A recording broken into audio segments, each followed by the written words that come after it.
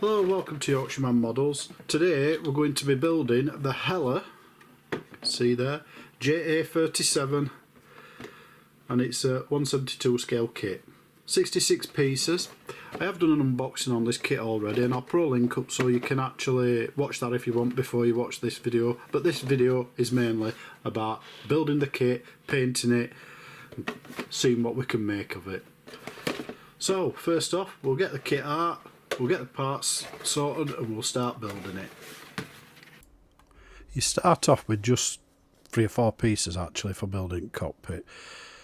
It's very simple to be honest, but then again it's an old kit. Now there is some locating pins with some of it, but with most of it it's blind fitting, like this seat here. You just know that you're going to be sitting it back as far as it will like that, so you just do that. It's I wouldn't say the hardest kit as in like with instructions and all that, but certainly not the easiest. But it just tends to in a way fall together, you'd say. Some of it, a lot of it you wouldn't. But yeah, you can see here I'm just using my Tamiya extra thin cement. I mean, it's like this here, this instrument panel bit here. There's no actual part for it to sit into. It just shows you a rough guide on where it's sitting. So that's what you do. You just put it roughly to where it sits, and that all it is just that, it's sitting on edge. I'm using a bit of dark grey, Tamiya it is, just to colour in like where the cockpit area. There's no details there, so just doing it like that. This time here I'm just spraying up a bit of silver in engine sections. Attempted to paint up a little bit of the details, as you'd say, but there's not a lot to paint really, to be honest with you. It's very limited. It really is. But yeah, you get it done. There's a few decals to go in though, just to try and smarten it up a bit, but it ain't the greatest. Just gluing this now. You'll notice there it's my Revel cement, takes a bit longer to go off. I do like the needle applicator you get with it, so it makes it a bit easier. And I'm just putting these pieces in now so that we're building the fuselage up. Again, that's just into the Revel glue.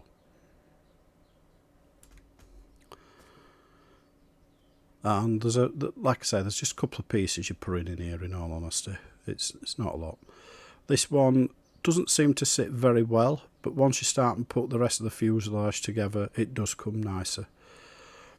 I'm using my Revel glue here, and I'll put in a few areas where the actual cockpit area is going to sit, or any other internal area. I think it's going to help bind it together, help it and give it a bit of strength. Because for the actual seams where it's joined together, what I'll use is my Tamiya extra thin, and then that way you get a quick bond with it. I mean, I have got clamps and elastic bands and all of that to try and pull them together when I use a different glue, but it is easier and better with Tamiya's extra thin. You've got a few like side pieces to put on. They're not the greatest fitting, but they do go. Like this here, it does go on nice, and then you put the next piece on and you'll see it ain't the greatest fit. It does go on alright. You can see again there's no locating pins, you're just sitting it against it, but it's not right. Putting wings together now, again there ain't no locating pins, so you're actually just trying to get this to hold in place still. So easiest way I found, hold it like that so you've got it where you'd like it to be positioned, and then just put small amounts in corners until it's bonded up like there, you can see. And then what you'll find is once you've bonded it right, they'll all sit nice. Took me a good few minutes of doing that, so I'm not going to put you through me shuffling bits around all the time. Once you've got it all glued, obviously, let's get it onto the fuselage. And the fit on the fuselage is pretty decent. It's not bad at all, to be honest. I mean, normally you're getting really big, wide open gaps on a lot of these old kits, but now seems to fit nicely. So we've got tail section to go on. You can see there's a bit of a gap actually on one of the wings on the other side. I am going to fill them with my filler. And I will talk about my filler later on and tell you which I use. But yeah, so we're doing tail section here, getting that in. And the front wings, I forgot what they're called now. But yeah, get them in. It all glues well. The actual plastic itself is a fantastic plastic for gluing. It glues really well first time. This piece here, it's a bit tight, but I prefer it tight than loose.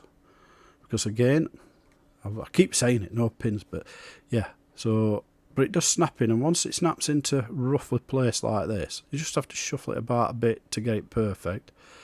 Or, but there isn't really a perfect, but as good as you can get it. And then you can just glue it up. And it is just a case of just shoving it about a bit like that. And then just glue the seams. But you can see there, it's not great. It's not the greatest. This nose section, oh, that what a pain, I'll be honest with you. That is not a great fit either. That got some filler on it and all. You definitely need a tube of filler when you're doing this kit, that's for sure. I mean, you don't. You can just leave the gaps and seams and stuff, but yeah, they get to me at times if I leave too many. But there, just hold it in place, then you can just run the seams.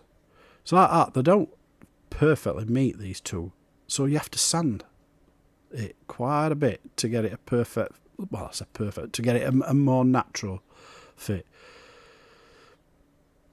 And the very bottom section there just presses into place. Easy enough done.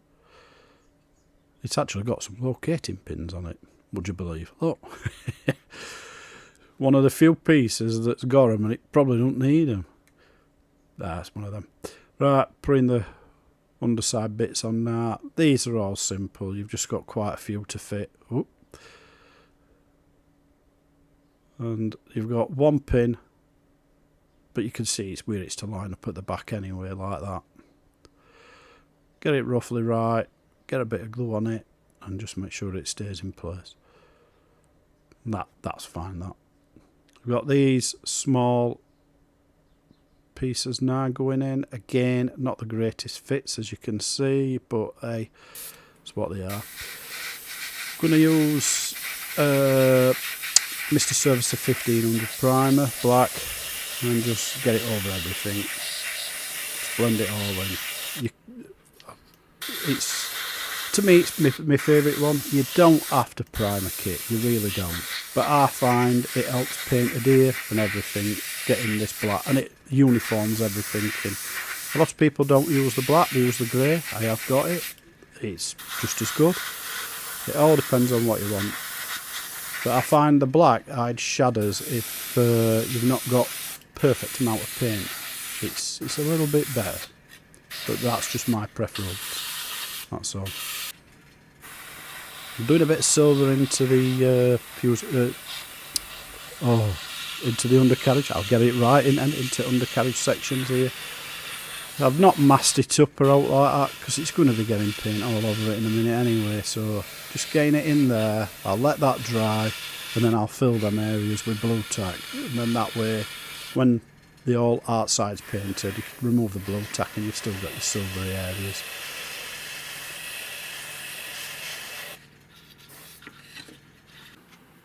Right, I'm just about to start spraying, and I've got two colours here.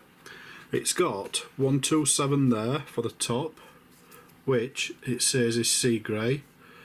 So we've got sea grey here. And it says for the underside, you're mixing the 127 and white.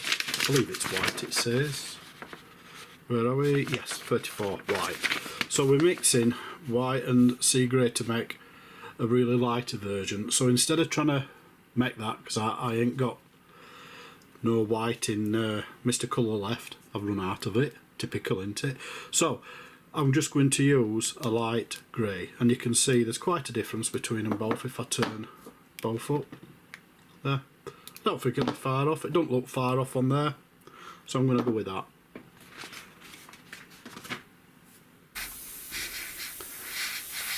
Right, putting down my main coats now, so here's my underside one, and as you can see I like to a thin coat first, get it against all where you've got stuff where your book stands and that, harder to reach areas likely that you'll miss if you don't get it in there first like that.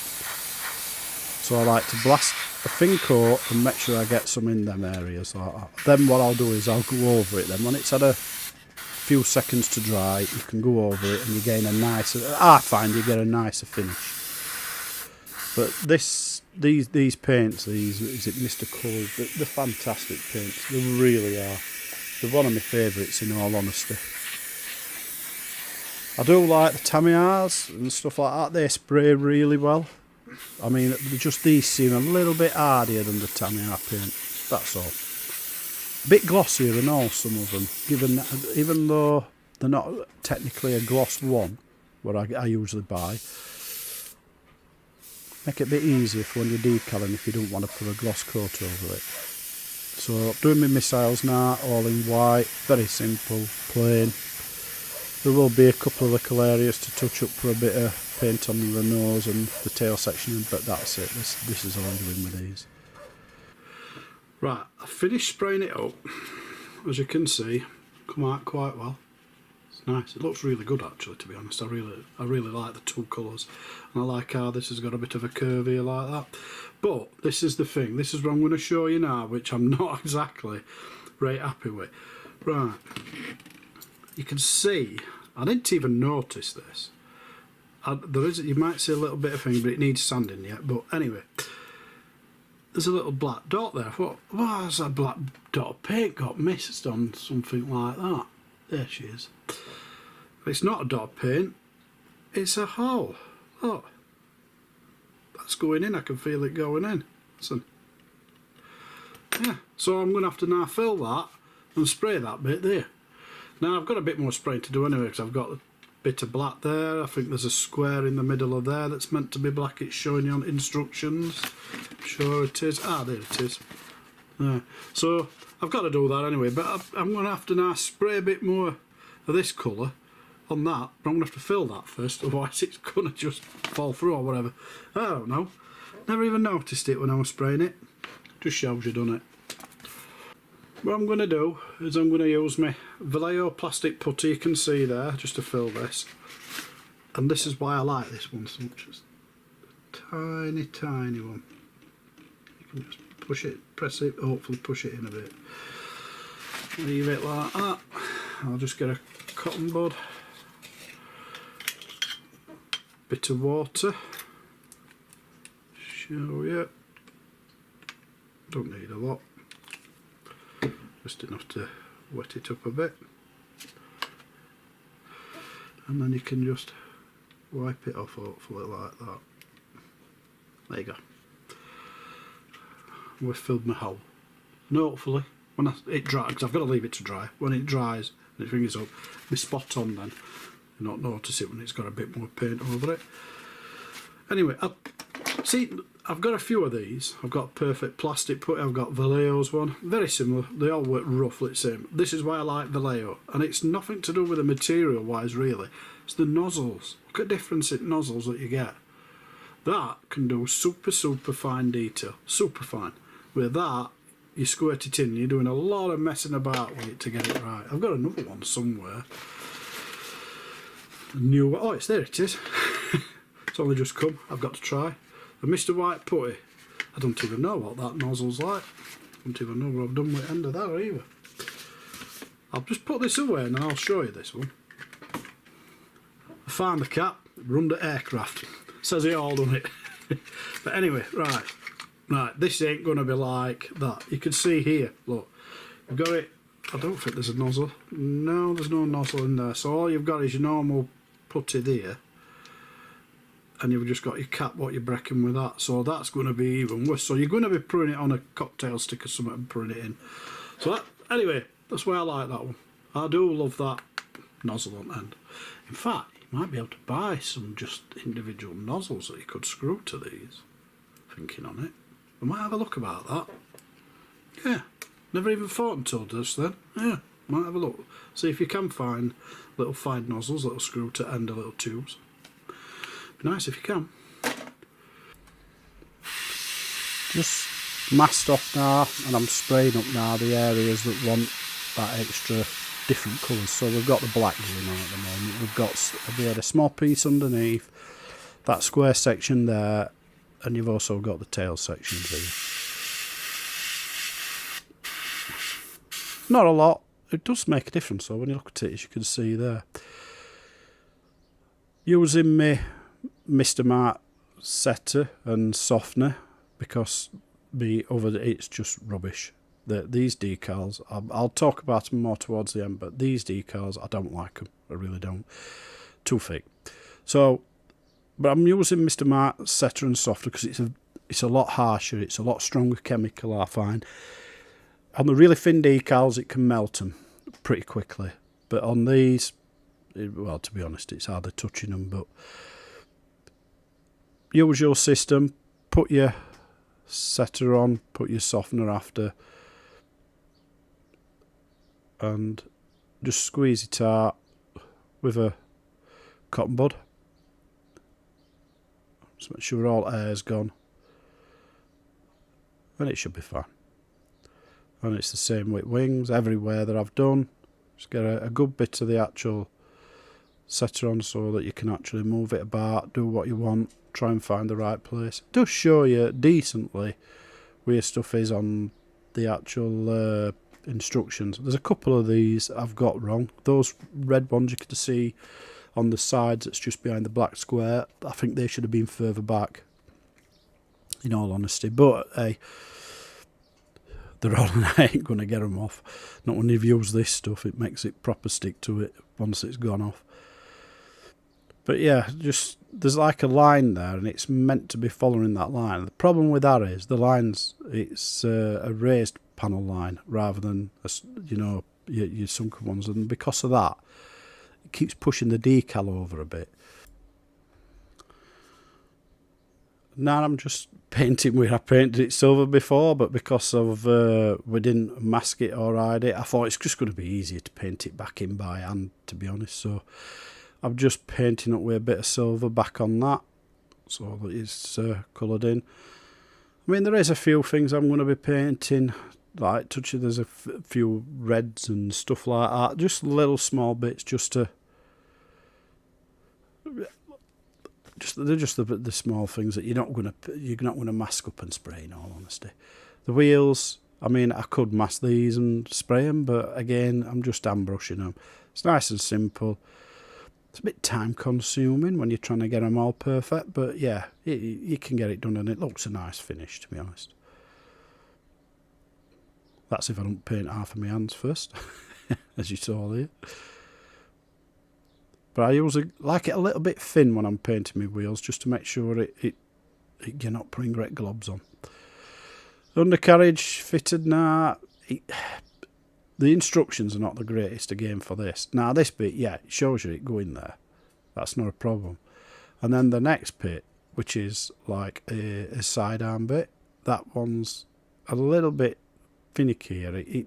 There's a seating point there that you can see where I'm gluing there, but there's no seating point on the next bit. So you're roughly guessing and hoping where you're pushing it to is about right. Now, I could have done it wrong. I don't know. But, yeah.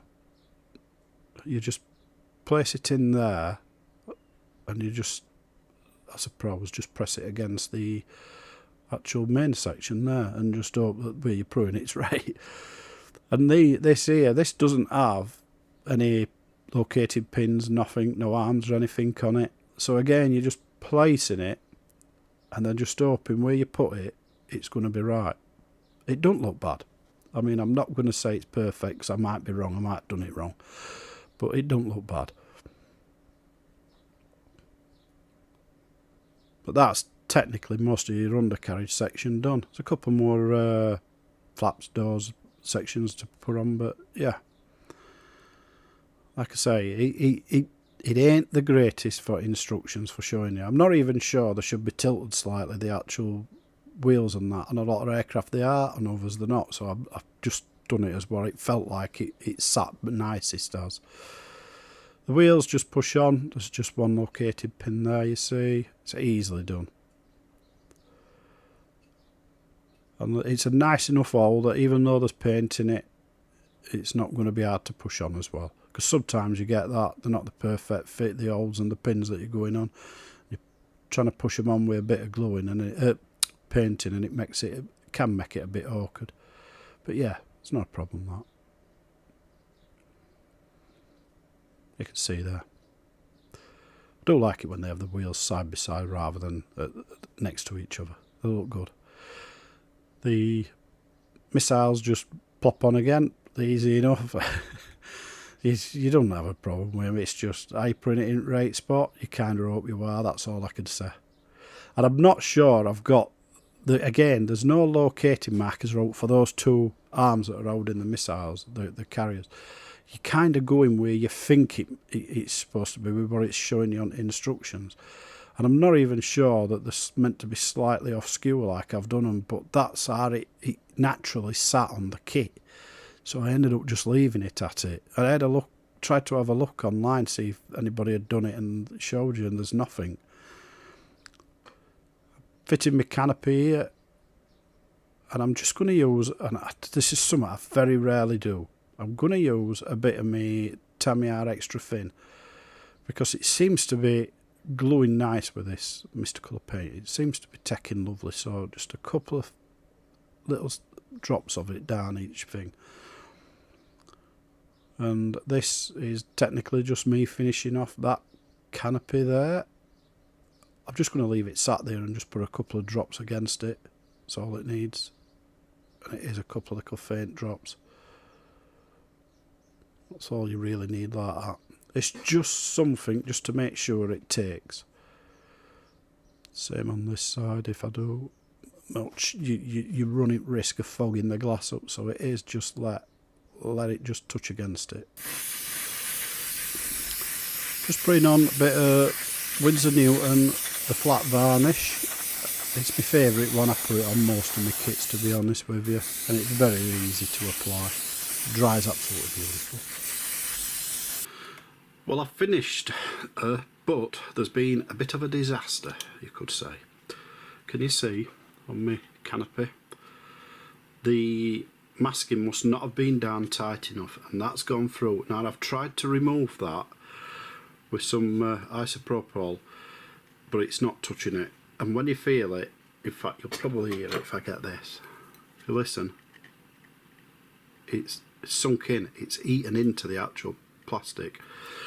So I think all I can do is change it. So you get a spare canopy there. I don't know if it's a perfect one for it, if it will fit perfect to what. It's got to be better than that. So at some point I'm going to have to take that off and then paint it up, same colour obviously, so it all matches in, and stick it on. But I thought I'd show you how she is when she's done, and my thoughts and views. Decals, awful, absolute terrible. I normally use the I call it the less harsh, it's not as strong decal solutions, but your microset and microsols that I've got, right? I've ended up using, and you probably saw it, the Mr. Mark setter and the other one as well. I've got that as well, where are you? There you go, Mr. Mark softener.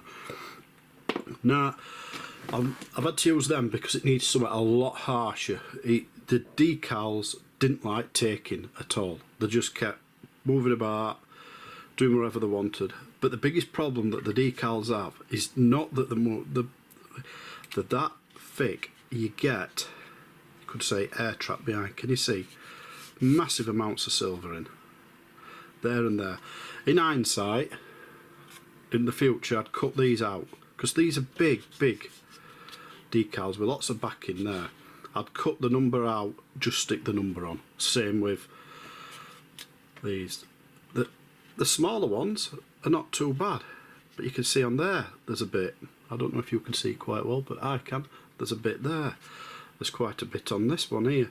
So I'd probably do that if I ever did another one, and it reminds me next time I ever do an Heller kit, cut the backing off, make sure you're putting as little on as possible.